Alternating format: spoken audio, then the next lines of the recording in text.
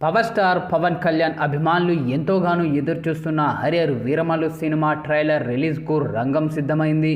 ట్రైలర్ను ఈరోజు ఉదయం 11:10 గ్రాండ్గా విడుదల చేయబోతూ ఉంది చిత్రబృందం.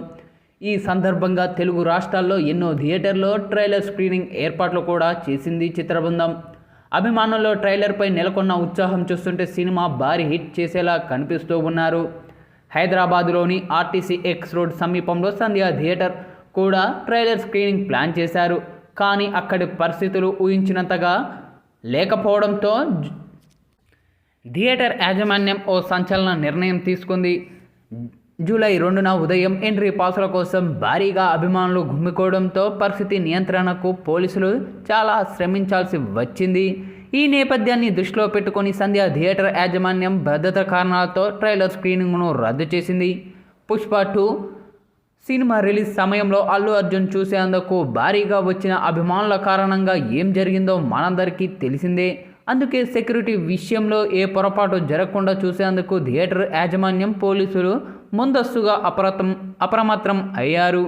సంధ్యా థియేటర్లో ట్రైలర్ స్క్రీనింగ్ క్యాన్సిల్ చేసి హైదరాబాద్లోని ఇతర థియేటర్లలో ట్రైలర్ స్క్రీనింగ్ యథావిధిగా సాగుతూ ఉంది.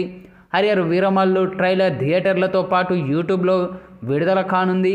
3 నిమిషాల 1 సెకండ్ నిడివిడితో ఉన్న ఈ యొక్క ట్రైలర్ పవన్ కళ్యాణ్ పాత్రకు సంబంధించిన ఎలివేషన్ సీన్లు, పొలిటికల్ డైలాగ్స్ హైలైట్ కానున్నాయని తెలుస్తూ ఉంది.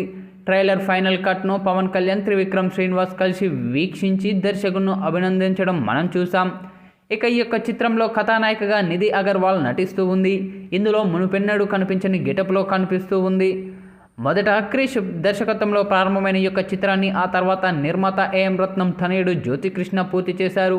బాలీవుడ్ నటుడు బాబీ డియోల్తో పాటు అనుపమ్ ఖేర్, సత్యరాజ్ వంటి ప్రముఖ నటులు కీలక పాత్ర పోషిస్తూ ఉన్నారు. ఎంఎం కీరవాణి సంగీతాన్ని సమకూరుస్తూ ఉన్నారు. మెగా సూర్య ప్రొడక్షన్ బ్యానర్పై ఏ దయాకర్ రావు, ఏఎం రత్నం అత్యంత భారీ బడ్జెట్తో ఈ యొక్క చిత్రాన్ని నిర్మిస్తూ ఉన్నారు. ఇక జూలై 24న ఈ యొక్క మూవీ ప్రపంచవ్యాప్తంగా అత్యధిక థియేటర్లో విడుదల కానుంది. అయితే తాజాగా ఇప్పుడు ట్రైలర్కి సంబంధించిన ఈ యొక్క న్యూస్ మాత్రం నెట్టింట్లో వైరల్ అవుతూ ఉంది.